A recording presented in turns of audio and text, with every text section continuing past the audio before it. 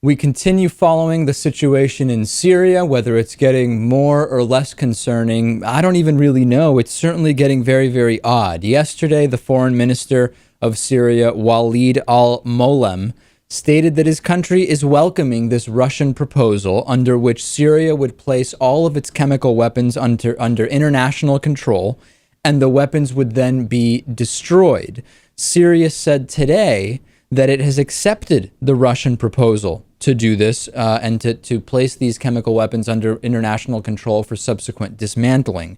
The Syrian foreign minister said after a meeting with the Russian parliament speaker that his government quickly agreed to the Russian initiative, and they did so to, quote, uproot U.S. aggression.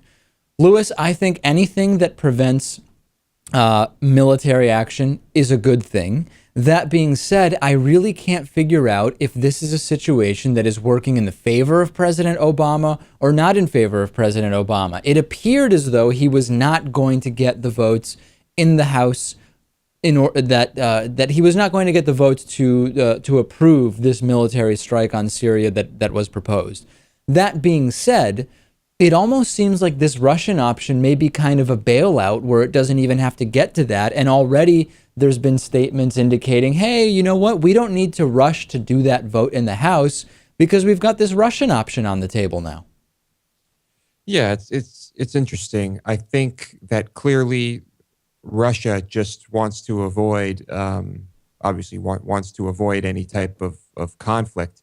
How this bodes for Obama, I'm not really sure. I mean, if looking back historically on this, I think no matter what happened, if we were to attack the country, things would have looked bad for him. So I don't know. I'm really not sure what to think about this. Yeah, and you know, maybe it doesn't matter. Like maybe who cares what this does for President Obama's legacy? We should just be concerned with avoiding military conflicts when they're not necessary.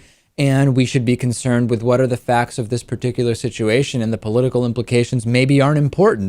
The White House did say that a common sense test dictates that the Syrian government is responsible for the chemical weapons attack.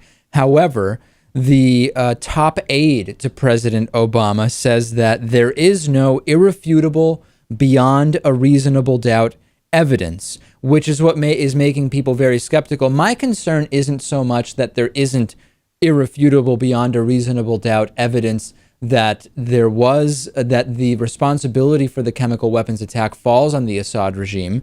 I'm more concerned with the fact that it appears that all sides of the political conflict within Syria have access to or have chemical weapons, and therefore what would we gain with these limited strikes? Right. Well, I mean, I think clearly it's that explains it. It's not just the use of chemical weapons that has us interested in being over there, right? As we talked about yesterday, it is about resource control and it is about people control. We won't rehash that.